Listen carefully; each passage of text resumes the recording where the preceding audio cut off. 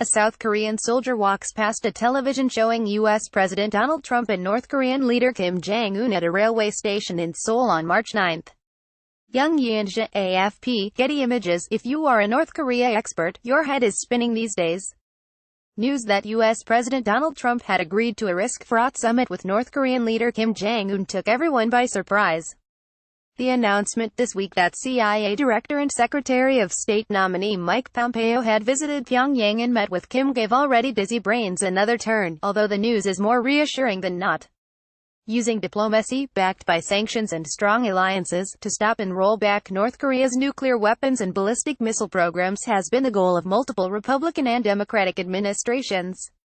I have been part of such efforts in the last two Democratic administrations, in the 1990s, on the ground, implementing the agreed framework that froze North Korea's nuclear efforts for almost a decade through engagement, and under President Barack Obama's administration, ensuring that North Korea was isolated and starved of money and resources until it agreed to talk real denuclearization. Progress toward engaging with North Korea through diplomacy should have strong bipartisan support, even if the process to get to this point has been unconventional.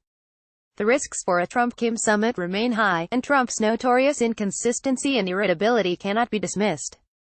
But Trump's disclosure that Pompeo and Kim met has put to rest one of the biggest concerns surrounding the U.S.-North Korea summit, that Trump might prepare insufficiently and try to wing it. Anyone who has worked on North Korea should welcome the decision to pursue serious diplomacy. Pompeo is Trump's most trusted foreign policy advisor. While extreme and hawkish on many issues, he is both very intelligent and well-informed by his knowledgeable CIA staff. This in no way guarantees a positive summit outcome, but it does reduce the risk that the United States and North Korea talk past each other on the issue of denuclearization, or that South Korean leaders, eager to avoid a conflict, have inaccurately reported what Kim has said about a desire to pursue the elimination of nuclear weapons. It remains more likely than not that Kim's strategy is to gain status and legitimacy and to play the United States and South Korea against one another. Trump's rash language over the past year, his decision to impose tariffs on South Korea, and the reported U.S. decision to try to charge South Korea for the cost of deploying missile defenses and of strategic bomber flights have all made this approach easier for North Korea. However, as the U.S. President and his top lieutenants get more invested and involved in a summit, the harder it will be for diplomacy to fail. Investments in prestige and effort may create momentum for sustained engagement that hopefully will pay off. Trump may rightly sense that he does not want to be blamed should the summit fail, and Kim may feel the same way, creating an almost perverse incentive for success. Many experienced government security experts were understandably worried that a reflexive and impulsive Trump would expect Kim to disarm because of his toughness and superior negotiating skills. Maybe Trump still believes this will be the edge that allows him to succeed where others, including Obama, have failed. Regardless, finding out if a deal is really possible, and on what terms, helps ensure alliance credibility and unity, and leaves the door open for much-needed de-escalation and communication tools. Despite obvious reasons to be skeptical, and larger concerns about Trump's handling of many other issues, the world should welcome and encourage real diplomatic efforts to pursue a more stable and less nuclear Korean peninsula. It is also encouraging that senior U.S.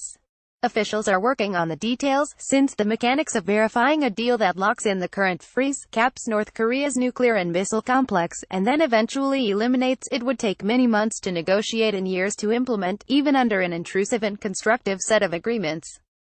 Verification, while difficult, is achievable.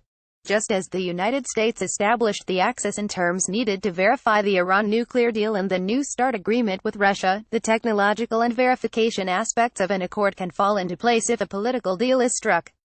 Lastly, Trump recognizing that diplomacy takes time and hard work, and can produce real results that bring accolades, is a valuable realization. Others should encourage it, in hopes it will become a habit. It is good that the Trump administration is testing the proposition that North Korea wants to deal. Trump deserves credit for this. Let's hope he earns more, and makes real, lasting progress. John Wolfsthal is director of the Nuclear Crisis Group.